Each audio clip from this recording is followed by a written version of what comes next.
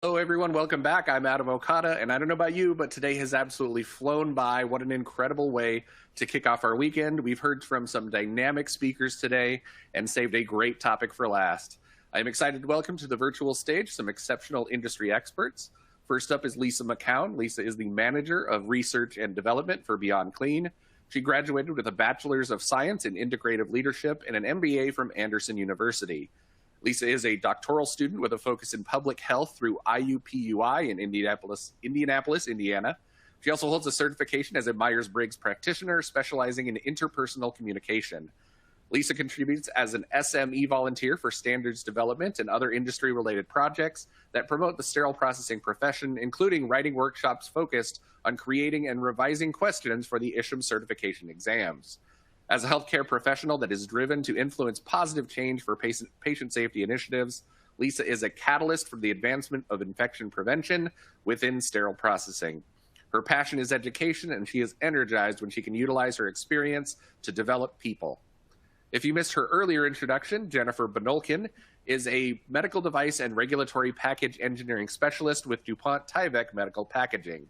Jennifer works with DuPont Tyvek's medical and pharmaceutical downstream customers, providing education about and answering Tyvek packaging and sterilization questions. For the past 30 years, Jennifer has played an active role in the medical device packaging community through industry organizations, speaking engagements, and by holding a variety of different roles in the value chain, including packaging, labeling, and sterilization.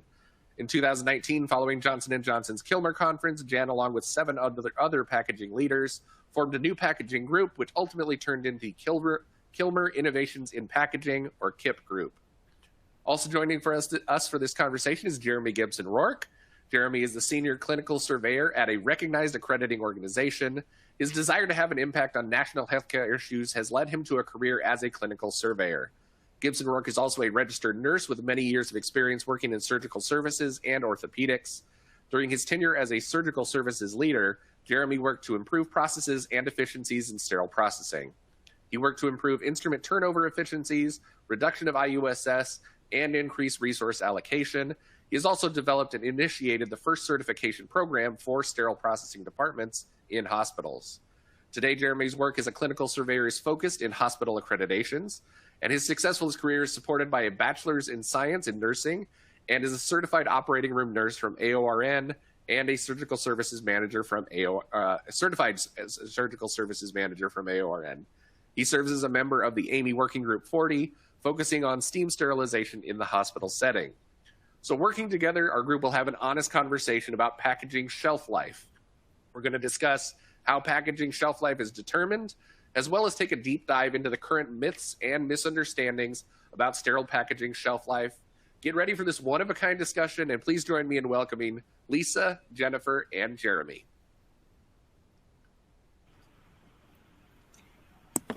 Hi, everyone. Everybody. Hi. Welcome. So, Lisa, I guess I'll go ahead and start with you, and we're going to jump right into how and why is packaging shelf life developed by manufacturers? Why do they create these shelf life restrictions or guidelines? So manufacturers, they need to be able to test for how long a package is able to, let's just go over here. An expiration date frequently comes from stability studies using pre and post sterilized samples. And I think that we'll hear more from Jennifer on this. She can speak to how specifically manufacturers conduct the accelerated or real-time test aging processes, but manufacturers cannot test for indefinite timeframes, so they have to be able to at least put some kind of a feasibility study on the durability of their materials, and that's where that comes into play. Gotcha. So Jennifer, same question. How or why is that packaging shelf life developed by manufacturers? So a long time ago, my understanding is packaging didn't necessarily have shelf life documentation on it. The advent of ISO 9000 and quality systems in the 90s started putting that into place. And then from a manufacturer standpoint, the development of ISO 11607, which is the part 1 and part 2, originally it was just one solid document, and now it's 2 different parts, was developed to allow manufacturers to qualify their packaging for the application to the device that it's being used on. I talked a little bit about it earlier. So there's 2 legs to qualifying that package and making sure that the design is acceptable and the materials that are being used are acceptable. And it would be the performance side of things. So is it capable of getting through your distribution and handling? And then there's the stability or shelf life side of it. And so the main requirement is that it gets tested for the real time that you're labeling your product to be sterile for. Theoretically, once you have a package sterile, it will stay sterile into perpetuity, so long as nothing damages it or an event doesn't happen, right?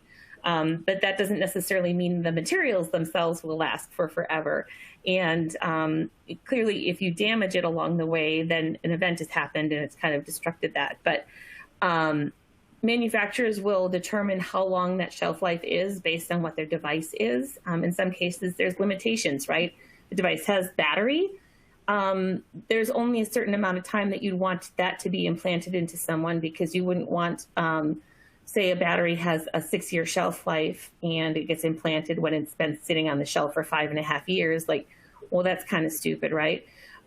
So there's that part of the restriction, and then there's other parts where the technology changes frequently enough where they don't want to necessarily have the technology out there for too long because they know that something else is going to replace it that's better for the patient.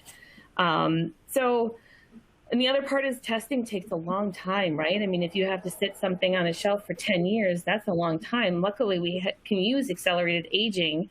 But it's still about a month and a week at its most aggressive, keeping it in an oven to be able to justify the shelf life that a package is and device are labeled for. So that's brings us perfectly into my next question, which was how is the shelf life developed in the aging process? Can you speak a little bit more to the what the aging process is meant to simulate, and then how it's actually done? Sure. So it's meant to simulate it from an accelerated standpoint, or even really from a real time, what that device in its package is going to undergo during the time it's sitting on a shelf. And so the conditions are controlled during the entire time for both accelerated and for real-time aging. And it's really to determine whether the package is applicable to the device, presuming that there are no interactions between the device and package. There are some known interactions where the device actually modifies or reacts with the package. It might fuse together, colors might change, materials may embrittle. And some of this is due to the sterilization cycle that was used as well, right? So especially for gamma, that can modify a lot of polymers over time. And so that plays a role in it. So that's the real time. The accelerated is usually based on ASTM F1980, accelerated aging for medical device packaging. Sometimes medical device manufacturers will also use that to age their devices as well.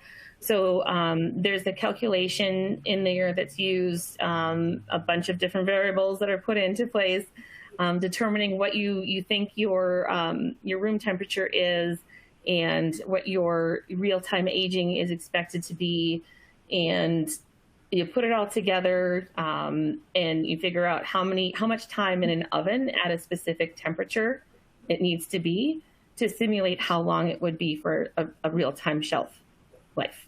And a lot of it is limited by the materials that are being tested. Certain materials above specific temperatures, you can degrade them artificially, or actually they'll just fail because they're not meant to go into those high temperatures. Okay. Yeah, I can imagine. Sorry, Adam. I can imagine that a lot of the products that we do use in the OR or in sterile environments, are plastic. There's a lot of things that we can't reprocess on the hospital side due to the nature of those. So I can imagine sticking some of those things in the oven for a long period of time. They would basically. Yeah. So how do they test those type of items? You broke up there for a little second. Can you repeat the last part? Yeah, how do they test for those items? So, I mean, I would imagine a total knee component you could test in a high temperature oven and get a pretty realistic picture. But like some suction tubing that is obviously plastic, how do they test for those types of equipment? Sure. So from a real-time aging, there really isn't any modifications to make because you're doing it at ambient temperatures and conditions. Sure. For the accelerated aging, that's where it comes into play. So what you have to do is go with the limiting factor. Okay. So whatever the lowest temperature, whatever component has the lowest temperature max before it starts degrading, you have to go somewhere below that so that that component doesn't fail. And clearly none of your other components will fail either. So you have to go for the lowest common denominator. Perfect. Thank you. And then Jennifer, while we're on the topic, once these things are developed by manufacturers and they've tested them and perhaps done this accelerated aging on them, how do they validate that package is still in good condition? How do they, test or validate those things and make sure, yes, it is good for that time period? Sure. It goes through a series of different tests, and each manufacturer chooses the appropriate tests for the package and the device that's being tested. Typically, you'd want to provide that the integrity has been maintained, so you haven't somehow destructed your sterile barrier. And then you also want to make sure that the materials themselves are intact in the way that they should be. So you'd probably do some physical tests like peel testing, make sure that the strength and durability is still there. And then you might also do something like a bubble leak test or a dye test to make sure that the seals and the whole package are still intact. So the dye penetrant test, I had some pictures of that a little bit earlier. I don't personally, I like the test, but I don't know that I would always use that for stability, because theoretically those channels should have been there before. So it's not really necessarily an age-related thing. The bubble leak test would do a good job of testing both the materials and the seals as well. So the visual, everyone relies very heavily on the visual. We also understand our end users, pretty much that's what they have. And so we try to be pretty vigilant on that too, not only in our validation process, but also in the process release. Gotcha. Very cool. All right. So Lisa, I'm going to come back to you to start this one, but why are the manufactured sterile supplies, the ones that are sterilized off-site by the manufacturer, why are those treated differently from something we reprocess in SPD in terms of storage requirements? Why are the storage requirements different from a manufacturer versus reprocessing? So first of all, the materials themselves may be different, but from a user perspective, as far as care and handling and storage, there shouldn't really be a difference. We should store and handle all sterile packages in low traffic, temperature controlled, humidity controlled areas designated for sterile storage, and then observe the same protocols for assessing sterility maintenance. So we should always be checking the packages for integrity, and the way that they're stored on the shelf should be, or in a bin, should be as such that there's no potential risk to compromising the package. So as far as I'd like to hear from the manufacturer perspective why there might be a durability difference or any other reason why we wouldn't follow the same protocols. So Jennifer, I'll direct that one to you. Sure. I think it's a great topic, and I don't know that there's necessarily a specific answer at this point. It's something that we're discussing in the KIP groups, how things that are intended to do the same thing are executed differently on the two different sides of the equation. And the three of us panelists were kind of talking about this leading up to this conversation live today too. Again, theoretically, there shouldn't be a difference because you're talking pretty much about the same materials, right? How we go about getting them might be a little bit different because we have different distribution channels of getting those supplies into our facilities. But how we use them isn't that different. The amount of testing that goes into a terminally sterile device, I was explaining to these two earlier, at a bare minimum, it's 6 months to 12 months, right? That's a pretty long time. But you could see how that would quickly become relatively unfeasible for healthcare systems to repeat over and over and over again. Some of it is aging and some of it is the performance side of things. That said, though, we test traditionally for up to the point it hits the healthcare facility's door, not for what happens in the healthcare facility. And some of the handling that's happening inside the facilities can be, I think in some cases, a little bit more rugged, or not rugged, but a little bit more severe than when we're packaging and testing them in their shelf cartons and shipping cartons. Because you guys are handling them in a single device, potentially, and it's a very different perspective of what can happen to that package around that device. So I think there's opportunity for a lot of learning and growth and understanding, and potentially some changes on both sides of the equation of how we test and manage. But theoretically, they shouldn't be any different. I think I mentioned earlier that outside of the United States, many countries use ISO 11607 as a means of qualifying their packaging for devices in reprocessing. Jeremy, I'll send it over to you now. Yeah, so I have the unique privilege of traveling the country and seeing hospitals and sterile processing departments. And this is something that really is, I think, very significant because I walk into many facilities. I do orthopedic certification surveys as well.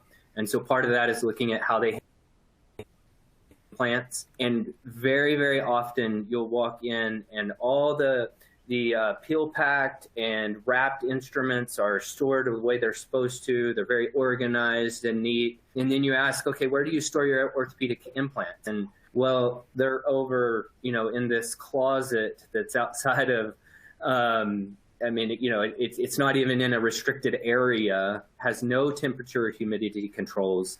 So it is something that I think that hospitals do struggle with, because they have this assumption that if it's coming from the manufacturer, it is in some sort of different type of container and doesn't require those same level of controls. When in reality, it does. We should treat those implants, any sterile supply, the same way throughout its lifespan. And I do think it does raise the question from a shipping standpoint.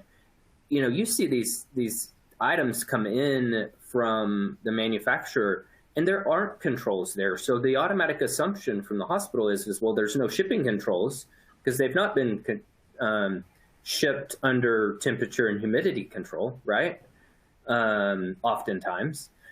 So why then on the hospital side do they have to be stored in that under those same controlled conditions? I think it's a good question for us to ask because there is some inconsistency there. Yeah, absolutely. And I think, right, the inconsistency, and I've seen that closet, by the way, as well, the kind of weird off to the side room next to the OR that all the implants sit in that, yeah, there's no monitoring in there at all. And Jesse asked a really good question that has to do with it. Jesse, keep the questions coming because you asked really good questions. And if anybody out there has questions for the group, please go ahead and hit that ask a question box on your screen. That's where you can ask a question for the group. We really want you guys to feel like you're part of this conversation too. So Jesse had a question. In speaking with packaging validation, are packaging materials tested in groups, such as by several packaging devices from a lot number or a batch? How many from that specific lot number are tested? I guess I'll give that one to Jennifer. When you're talking about these group testings or lot testings, how does that work? From a manufacturer perspective, that would be considered process controls. And so each manufacturer would set up what their process control level needs to be and what activities would be taken to execute and make sure that they're meeting those process controls. And that's all tied back to the specifications for the device. So there is no definitive, this is exactly what it is. Most manufacturers will do risk assessment, considering what the device is, what the manufacturing process is, how in control it is or out of control, the equipment, so many different factors go into determining that. I'm really curious, though, to learn about how the healthcare side manages it. Lisa, back to you. So as far as the healthcare side managing the storage of the packages that come from the manufacturer? No, really. Assuming from a traceability standpoint, when things are reprocessed in the SPD, there's a lot number that goes along with it. And I think the question is along the lines of how do you test what's in that lot to make sure that it's met what the requirements are for coming out of the process of being packaged, cleaned, sterile, disinfected, packaged, sterilized. Like what are the process controls there? Right. So depending on the device, if a lot number is present, then some tracking systems allow for input of the lot number. But to your point, there are a lot of healthcare facilities that don't have a tracking system and probably aren't documenting lot numbers. And so those testing parameters are not really occurring. So that's another great point. And I think important piece here is it's really organizational dependent, right? Mm-hmm. So you do have some organizations that will run a biologic with every sterilization cycle in their steam sterilizers. That does give a degree of confidence that everything in that cycle has achieved sterility. But I do think you make a good point, Jennifer, in that there's a whole bunch of steps that occur prior to that we really don't have a good way of validating that they are meeting our expectations. It's why I'm very passionate about quality management within the sterile processing department, because we don't oftentimes have these quality controls. And we're dependent, I liken sterile processing to packing a parachute. You only know if it fails when you are midair in between the plane and the ground, right? So you really do need some good quality controls in place to assure the end user that process is very valid. And so, like I said, the controls that we have are, we open a tray and we see that it's wet. Well, that doesn't necessarily, we don't pull that whole lot back yet until we open the second tray. In most hospital organizations' policies, we wait till that second tray is open. We identify 2 trays, then we'll pull back that entire lot number. And how do we track our lot numbers? It's a little old grocery store price tag that goes on the end. I mean, you think about that. In today's technology, that's what many organizations are still dependent on that from a lot control standpoint in pulling that back. So I do think it's somewhat dependent on the organization and how much of a tracking system they have in place on their ability to bring those back. But the good quality controls, often aren't there. Mm-hmm. Yeah. And I mean, we got so many questions on quality. controls and this whole topic, but we got to move on because we're hitting 25 minutes and we have a whole bunch of other questions we got to get to. So we're going to move on to something that's probably going to be a little bit of a hot button topic, and I want to make sure that we have enough time to cover it, which is event-related sterility and what, if anything, is changing in industry standards regarding event-related shelf life. So we've heard about event-related shelf life, and Lisa, I'll start with you. We've been using event-related shelf life because it was allowed, but what is changing in the industry about it right now? So the first thing is that the industry is developing both heightened awareness of variables that increase the risks of packaging material degradation, and that there are more opportunities for events to impact sterility maintenance than was once before considered. So the idea of indefinite sterility, unless something obvious occurred, was the standard practice for decades, but the industry is shifting to more advanced thought process that encourage questioning the factors that facilitate the breakdown of materials and the care and handling practices which may either accelerate or prevent events. So examples of events can include sunlight. If a sterile processing department sterile storage area happens to have windows, even fluorescent lighting in those areas can start fading tape or breaking down wrapping material. Dust accumulation, lack of environment of care cleaning protocols, or even inadequate folding techniques that create pockets for dust to enter can potentially cause an event. Excessive weight. So if you have a device, you're stacking, even if it's just too high, and there's more weight pushed down on the bottom package, it could potentially create a hole in the wrapper or break down the seal. And then multiple touch points. That's another thing that I really wanted to get to with this discussion, is that packages, we may be touching packages multiple times, even if they are not ever sent to actually be used. We might be shifting through bins, moving things around to read labels or to get to a package that's underneath something. And then we might be pulling, we have multiple transports. So we might be pulling cases and pull in a package dozens of times and have it sent to an OR, only to have them decide they don't need it and send it back. So then we transport it again and put it back on the shelf. So there's very little, there's not a good way to track all of the touch points. And that's why it is so extremely important that every single team member is trained to be able to assess within seconds the sterility maintenance, to assess for integrity every single time a package is touched.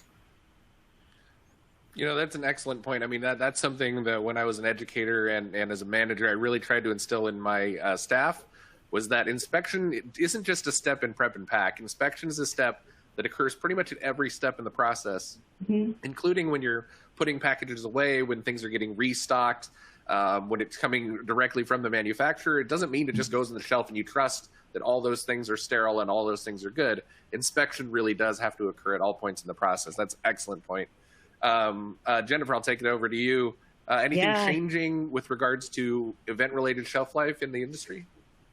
Well, I think that the whole concept of how we refer to shelf life between healthcare professionals and medical device manufacturer packaging professionals, I think that's a great conversation that's evolving, and we're learning from each other as to what they mean exactly. I get what healthcare professionals mean by event-related and time-related, but I'm having a hard time sometimes reconciling them in my mind, because I know that from both standpoints, neither of them, go through the rigors of testing that we do on the medical device manufacturer side of things. And so that's part of where I struggle with reconciliation in my mind, as that we're using similar terms, but how we're using them are very different. And we were talking a little bit about this ahead of time too, and it's a hot topic in the KIP group.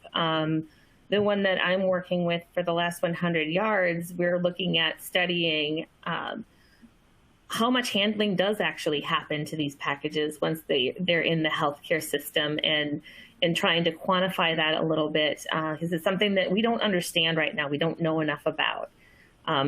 Again, most of the time they're not being handled with gloved hands, even up to the point of opening them and presenting them.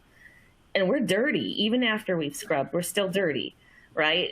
And particles are floating all over all the time. And I was trying to touch on this in my presentation a little bit too, but it's something that you have to kind of sit down and ponder and really think about for a while. And you still don't have the answers necessarily, but you know that what we're doing is probably not adequate. Yes, exactly. So I mean, I think there's a lot to explore here.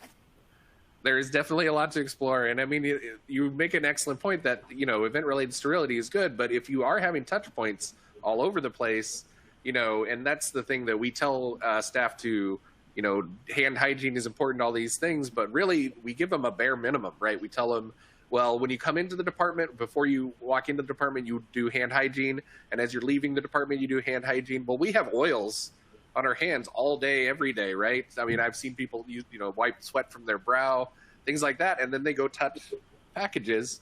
How does that affect the sterility of the packages? So I think that's an excellent point about event-related sterility. So Jeremy, event-related sterility, where stand you on the topic? Oh, Jeremy may have lost audio. Sorry, my phone is connected to my headphones and it rang, so it interrupted. I apologize.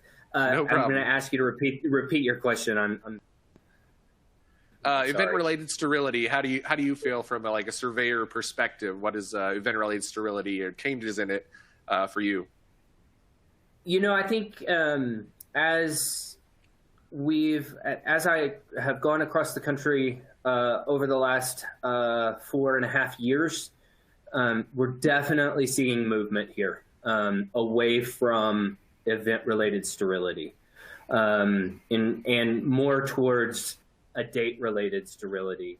I think to Jennifer's point earlier, there is a difference between what happens on the hospital side and the manufacturer side. And I think organizations and the industry is starting to recognize that due to some of these factors, like the touch points, or just rummaging through sterile packaging, that limits some of the controls, and we do see more and more organizations moving to a time-related expiration. So most of the ones that I've been in is a 6-month to 2-year window. And it depends. It varies from organization to organization. I will say there are some nuances here too. When you look at the manufacturer's instructions for use for some of these items, I encourage anybody that's doing sterile processing, pull your manufacturer's instructions for use for your peel packs. There are some peel pack manufacturers out there that will only assure sterility for a 6-month window. That's why we're seeing that some of that being written into organizational policy, because that packaging is actually dictating that window of time. So you can't, if your manufacturer says it's only good for 6 months, then you as an organization, from a survey standpoint, I have to go by kind of what Jennifer talked about earlier, that least common denominator, which is that 6-month window guaranteed by the packaging manufacturer. So I do think that as an industry, we are moving away from event related. I don't think it's going away tomorrow. I think it's too ingrained in us for it to make a sudden change. But I think that there are some notions that are being reconsidered as it relates to event related sterility. Well, I think it's really important to be aware that how I'm hearing you talk about it in a concept of eliminating event-related sterility. You can't ever eliminate it unless you eliminate handling, right? And so even if you go to time-related, you still have to take into account the events that happen along the way. And I would hate to have someone hear that as we're moving towards time-related and we don't need to pay attention to events anymore. Right. And that's so a very good point. Very good point, Jennifer. And I may have misspoke when I stated that. I think that from the aspect of most hospital organizations, when we're reprocessing instruments, have always, they're sterile until an event makes them not sterile. Has always been the assumption. Now we're moving, they're sterile until this time period, unless something happens between those 2 points. So thank you for that clarification. I don't want anybody to take away that we don't have that's to. What it was. We don't have to take it out. But I just wanted to make sure, because how we're talking about it is a little bit different. Yeah. The events are still important, most definitely. And I think that's just to tag on to what both of you said. I think that's excellent clarification for the users who work in this environment every day, to understand that, the time aspect of an expiration date is really considered an event. So if you kind of tie both of the concepts together, it's understanding that sterility maintenance is more comprehensive than just one or the other. It is actually both. And if there is a manufacturer IFU that states a time frame, then that is a cutoff. And if you reach that, if no other event happens until that time frame happens, then you would proceed with reprocessing. So, right. And we got another question from the audience here. Do you feel event-related is fading because of how surgical volume is currently rising, and sets just don't sit as long as they did a decade ago? Do you feel like that's having an impact on event-related sterility as well, Lisa? It could very well be.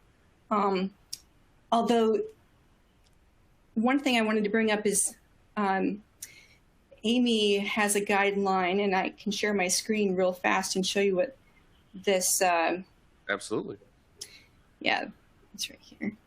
Oops. She's going fancy on us, staring her screen. I know. So this was written by Terry Link. Can you see it? Oh, there it is. Yes, okay. We got it now. Guidelines in practice sterilization packaging systems. And if you look here at this page, you'll see they have an audit tool. And it's pretty good. This is more from the OR perspective, but there again, if you take a look, I wanted to show you as well. And I've asked, we should have this loaded up in the resource tool for you guys. If you, at the bottom of your screen, you should be able to download. This is my LinkedIn page. If you go to my featured articles and go to performing a sterile instrument tray audit. I wrote this last year, and this is a sterile instrument audit form that we actually have loaded up for you and it's Beyond Clean branded.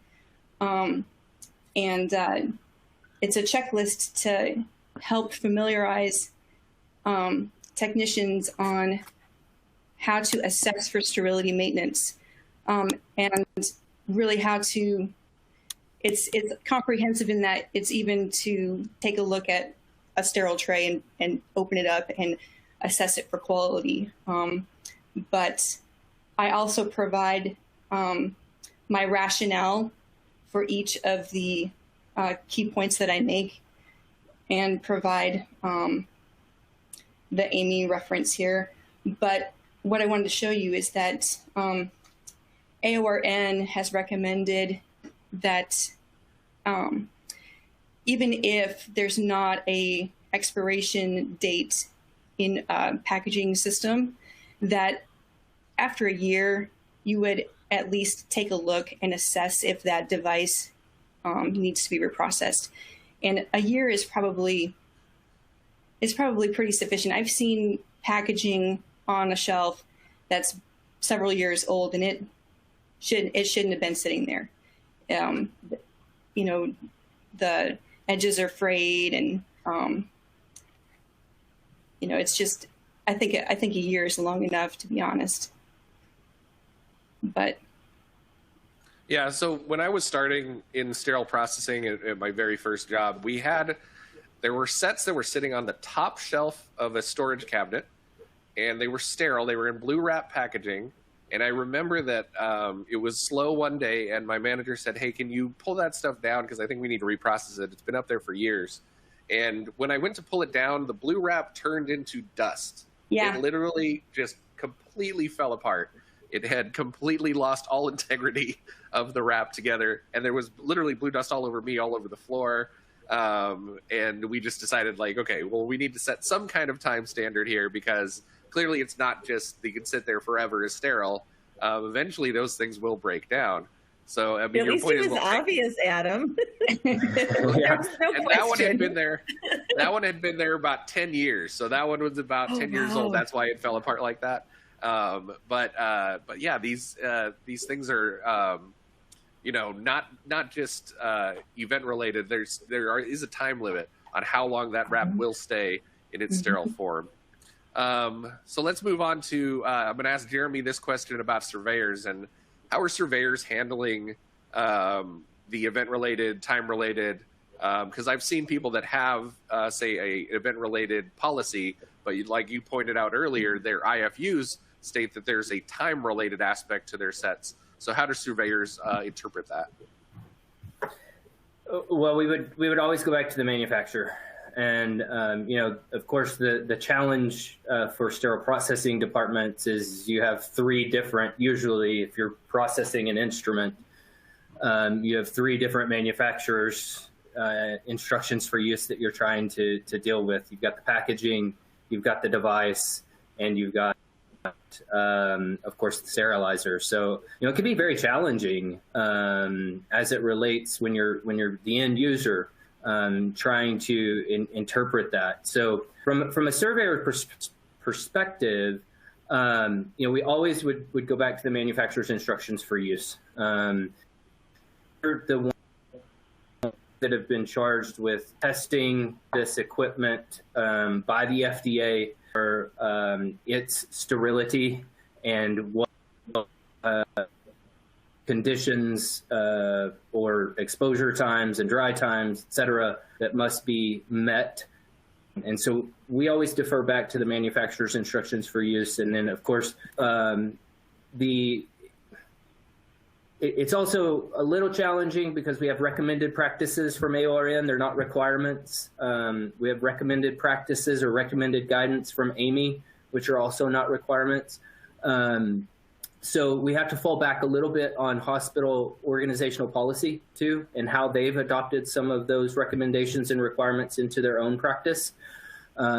Typically, when I have a finding in sterile processing, it relates straight back to the organization's policy and them not following their own policy. That they've developed a really good policy based on recommended practices either from AORN or AMI, but somewhere along the way we've started not to follow those.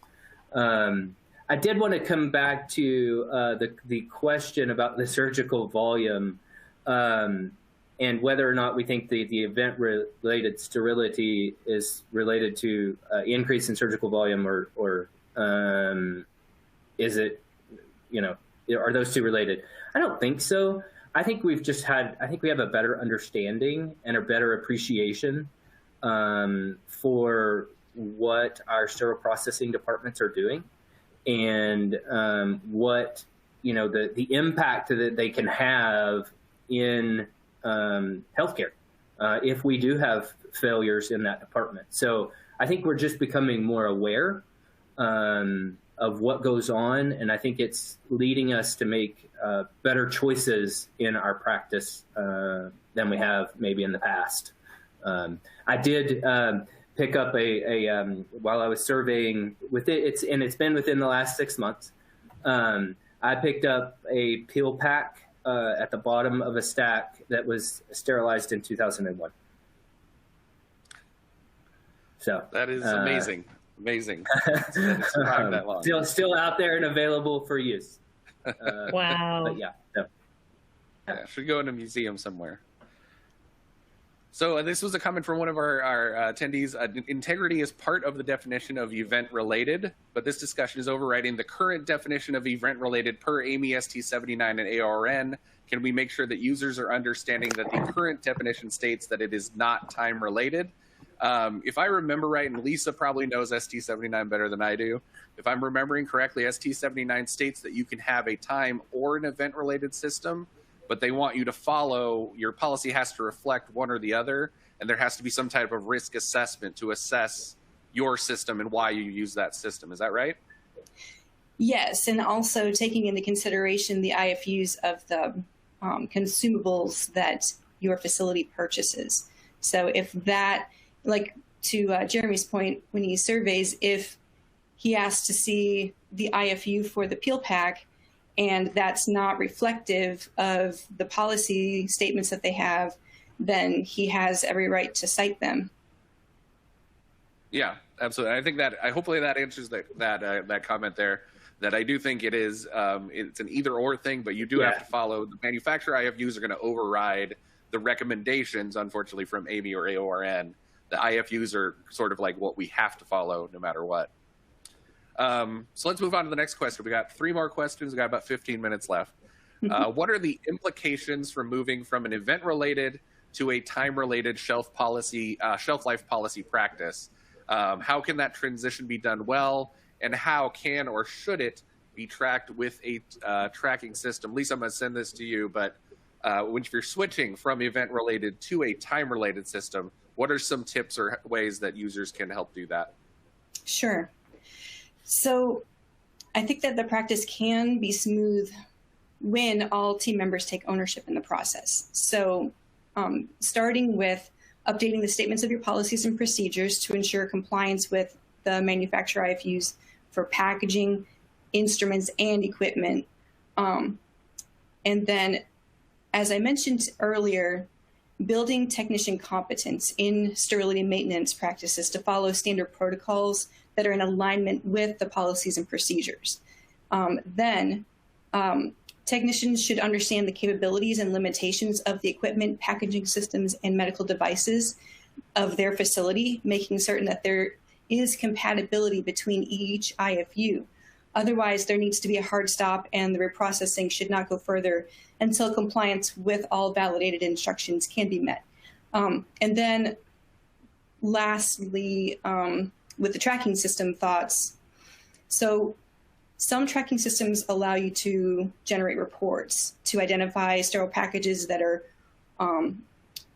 within a certain time frame. So let's say, for example, you wanted to know how many current builds or barcodes there were on the shelf for a given date range, let's say a year out.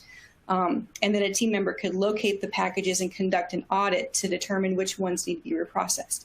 That's one idea. Another is monitoring sterility maintenance must be incorporated into every single touch point. We talked about that earlier. And then so I'm just thinking about what else with the tracking systems, because a lot of times there's, since you can't track every touch point, I think it's really just hardwiring the practices of technicians monitoring sterility assurance into their daily every single, like we said, every single time you touch a package, you check it. So. Yeah, I mean, excellent points. I think that, moving to that, away from an event-related to a time-related system. I've done this at hospitals before. where we found IFUs that said, hey, this IFU states a 6-month shelf life.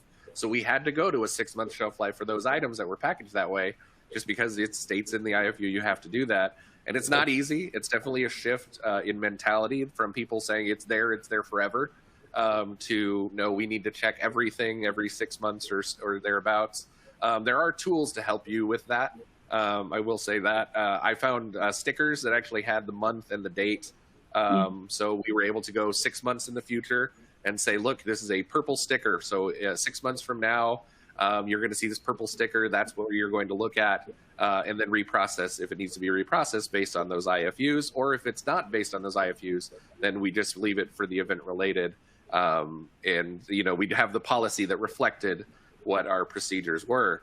So, I mean, I've done this before. It's not an easy process. It definitely is something that takes time.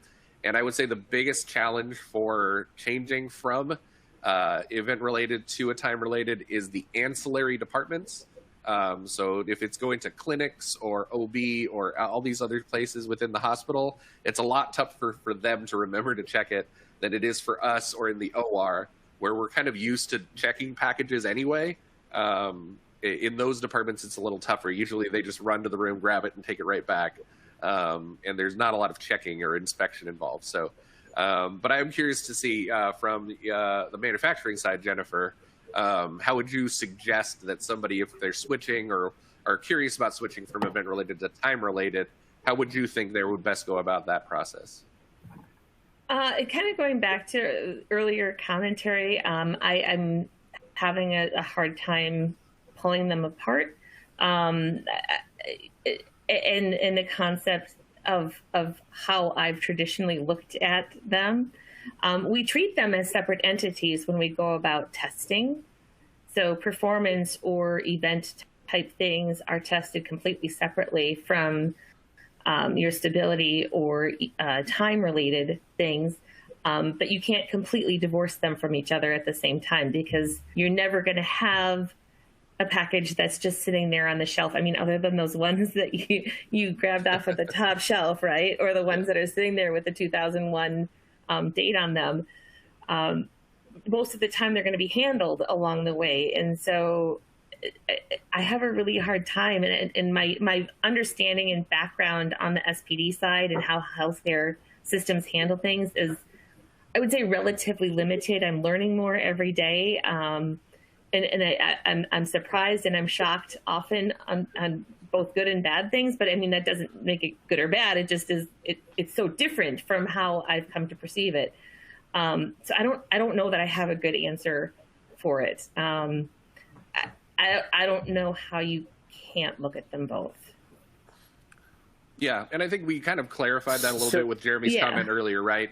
It's always event related. If anything happens to the packaging, regardless of how long, if it's been there 10 minutes and something happens to the package, it's done. That event has occurred, and then you're done with that device because now it's contaminated. So event related is always in place. But I think a lot of hospitals do just see it as, if it's sterile and on the shelf, then it is sterile forever. And we don't think about replacing it or looking at sterility later on. And so that's, I think, what we're talking about. And maybe that's a good definition to make, is that time related does not replace event. It's just sort of like another step in that you would have to do to check it.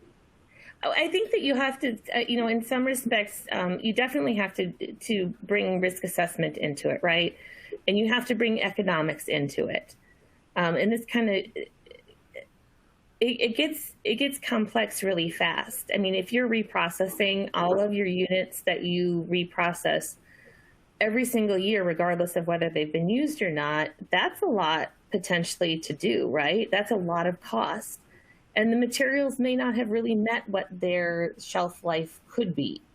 And so I think that, you really need to dig deeper into the materials themselves and not unilaterally say everything has to be, reprocessed every year, because that's what our shelf life is. Because different materials are different. Some materials can withstand longer time on a shelf sitting there. That's a good point. Yeah, that's an excellent point. I think you really need to, dig deeper than just setting a specific time for everything, because it will get expensive really fast. And we already know our healthcare system is is expensive. Oh, 100%. Yeah, I couldn't 100%. I couldn't agree more. I think that, I would hate for anybody to leave this conversation and go slap on their policy a 6-month time window for everything that they have on their shelf, because it's going to significantly impact. If you think you have about reprocessing every item on your shelf every 6 months, you're going to have more manpower. You're going to have to increase your budget. I mean, there's a lot of implications when you move from a strictly event-related to a time-related policy. And you have to think through that. You have to get buy-in from leadership. I mean, there's a lot of steps to that. So really, it's about management of change and how you can, Jennifer, again, good point, risk assess your situation, your instruments, and what you're talking about, and do an effective risk assessment.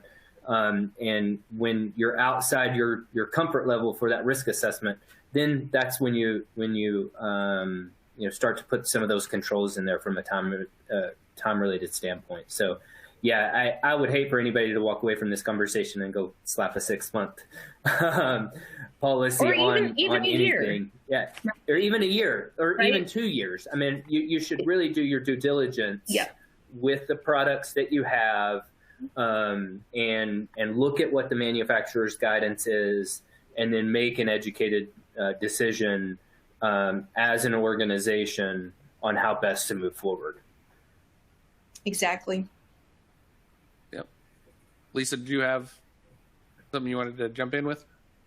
I just 100% agree with what both of them said. And when I was mentioning AORN's recommendation, it is really just from an assessment standpoint, not to automatically just reprocess everything after a year, but to examine those packages and see if there is anything that needs to be reprocessed. So, but I 100% agree with evaluating all of the information at hand and making the best educated decision for your facility. Exactly. Yeah. Homework needs to be done, and then there has to be some type of assessment done to determine what is best based on those IFUs, what is best for your facility. One more question here for you guys. Are there any big myths or misunderstandings out there related to this topic? I'll go ahead and switch it up. We'll throw it to Jeremy first. Are there any big myths or misunderstandings from a regulatory perspective that people think they know but have wrong, or occasionally just have a weird sense of? Not that I can pull out off the top of my head. I do think that I think we've covered a lot of those in this conversation. I think that all sterile packaging can be all sterile packaging from the manufacturer can be handled differently than the items that we reprocess in the hospital. I think is one of the biggest, and because there are oftentimes those controls aren't there. So I think that would be one of the biggest ones that would come to mind that we've already actually covered. So